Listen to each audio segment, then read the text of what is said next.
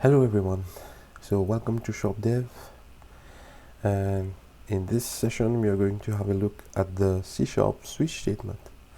So let's begin with the introduction first. So what it is, let's get a technical overview.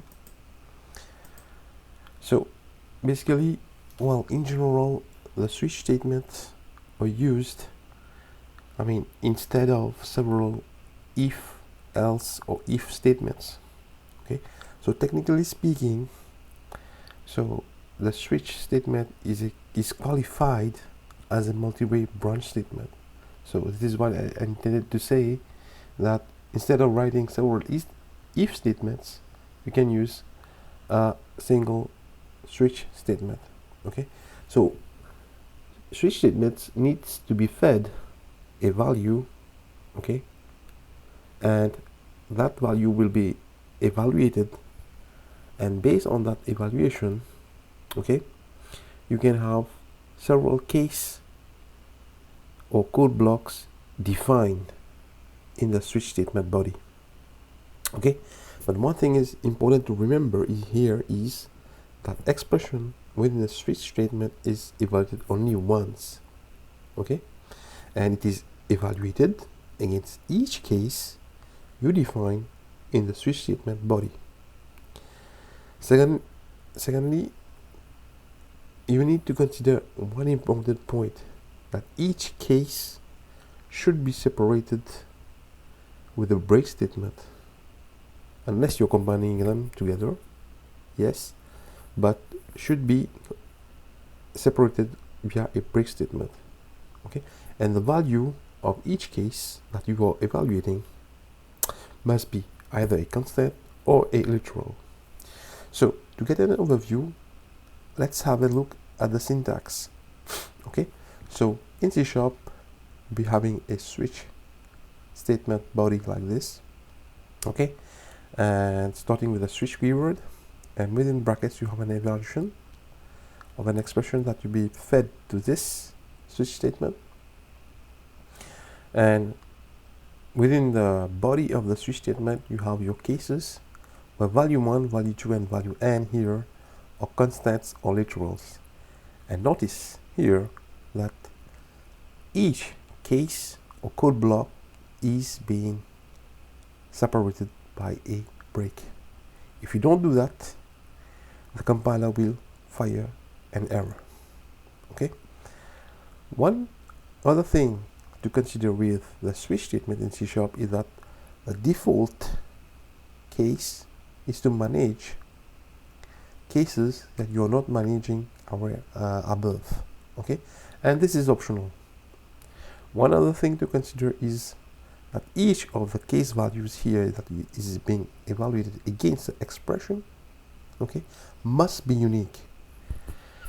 So is the case for the default. You can have only one default case in a switch expression. Okay, so let's have a look, very quick flowchart. So on my right, you have the switch state expression, okay, which you have an expression to be evaluated, and each case is being evaluated one by one. If the first case meets the condition being evaluated, so its body will be executed, and after the break statement is found, it goes to the exit of the switch expression.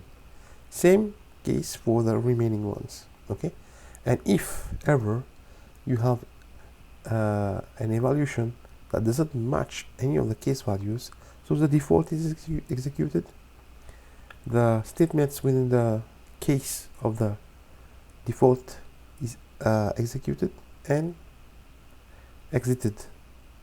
Okay, so let's have a quick look with an example.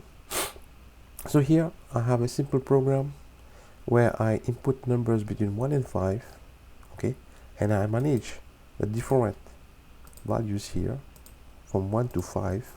Okay, just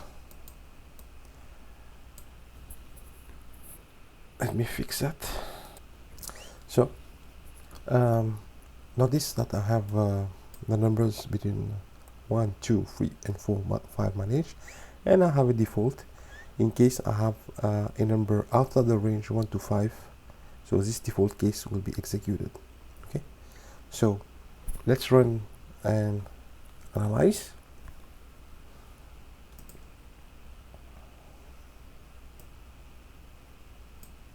So let me type a number, say 2. So the value, the word 2 is displayed based on condition. So let's try another example. Say I say 4. So the word 4 is displayed.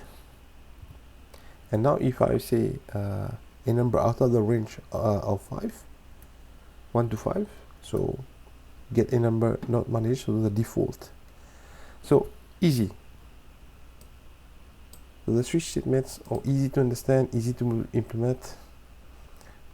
Okay, but notice here is that the data type, okay, is an integer, and the constant values respect the data type of the expression being evaluated. So these cannot be of different data types. If you do so, okay, so the compiler will fire you an error, okay, saying that it cannot implicitly convert from one type to another. In this case, it is string to int. Okay, now let me revert back.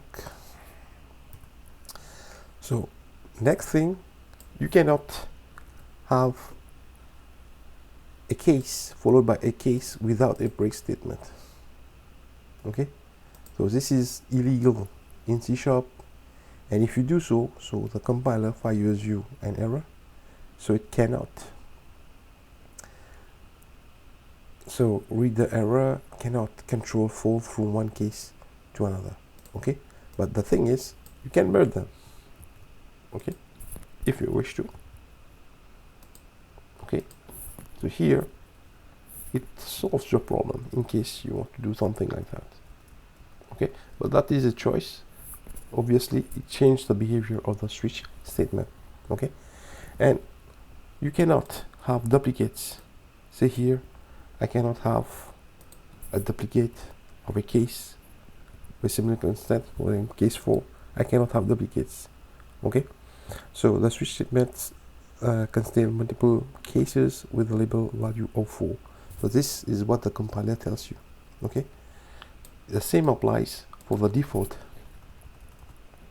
Okay, so the default is similar to the above cases. Okay, but the compiler fires an error indicating that it cannot contain multiple cases with the label value default. Okay, and further again, the default is optional. You can omit it, but if you have specific processing to be done, you can add it in case of the default. Okay,